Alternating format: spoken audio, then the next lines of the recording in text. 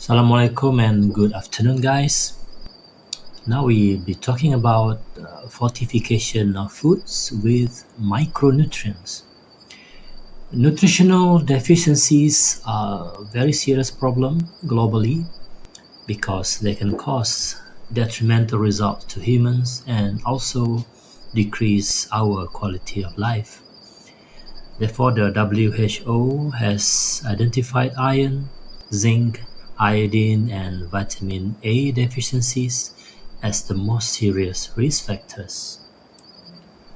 Both developing countries and developed countries have published legislation to fortify staple foods to ensure that a wide proportion of the population has access to these nutrients. So, what is fortifications? Um, is there any strategies to ensure a successful fortifications? But first, it is useful to know some definitions.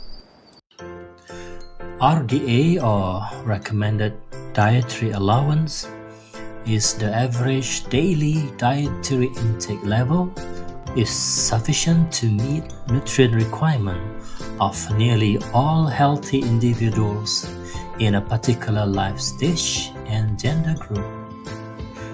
Tolerable upper intake level, or UL, this is the highest average level of daily intake likely to pose no risk of adverse health effects for almost all people in the general population. The UL of vitamin C, for instance, is 2000 milligram per day, where the RDA for adult is around 90 milligram per day. Adequate intake level, or AL. This is the recommended average daily intake level based on observed or experimentally determined approximations when the RDA cannot be established and scientific evidence is not available. Therefore, there is no AL for vitamin C because RDA for vitamin C is established. GRAS, or GRAS. This is a term that states which substances are safe to use as food additives by experts and published scientific evidence. And finally, bioavailability. This is the proportion of an ingested nutrient in a food that is absorbed and utilized through normal metabolic pathways. In a nutshell, it is how well we absorb and utilize nutrients. And finally, we come to the definition of food fortification. This is, as you can remember, is modified food categories of functional foods and is defined as the addition of one or more essential nutrients, and we're going to call this fortificant, to a particular food that we're going to call food vehicle, whether or not it is normally contained in the food.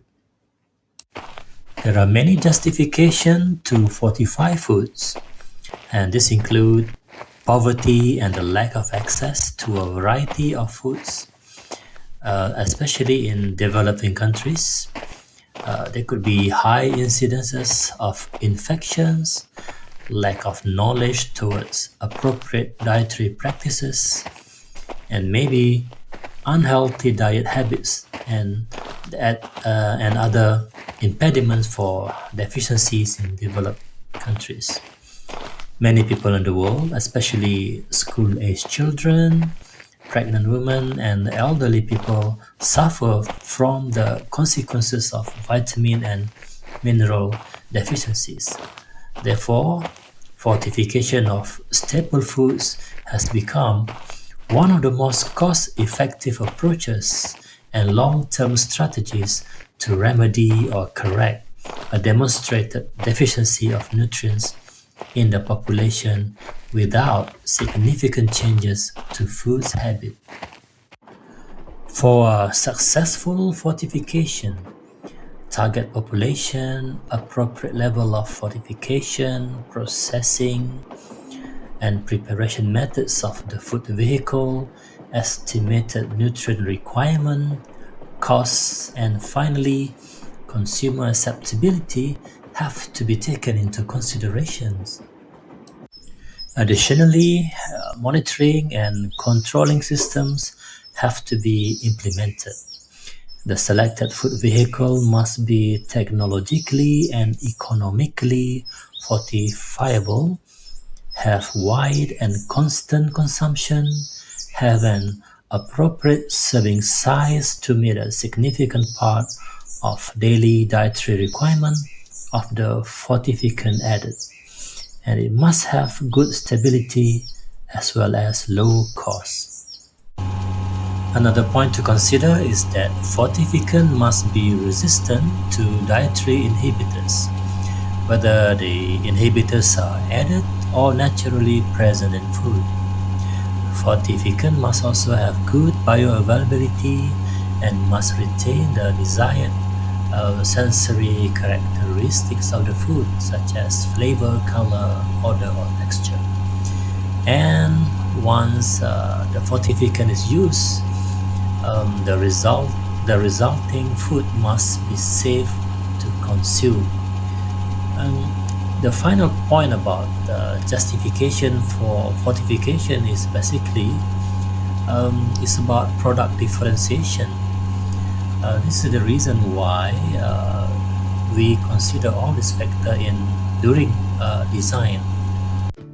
Okay, guys, now let's talk about strategies.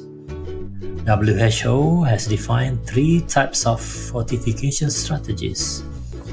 Number 1, they call it mass fortification. That refers to the fortification of a food that is widely consumed by the general population. Number 2, targeted fortification, which refers to the fortification of a food designed for a specific population subgroup. And number 3, probably that of interest to you and me in the market-driven fortification, which refers to the fortification of foods voluntarily that are already in the market. So we are talking about market share. So what will we do in class? We'll be talking about case studies. There are so many micronutrients being used as fortificant. We'll use examples such as iron, calcium, vitamin C, omega-3 fatty acids. The information can be quite technical, so we cannot cover in here. I'll see you in class to dwell more on the subjects. Okay guys, so happy learning. Take care.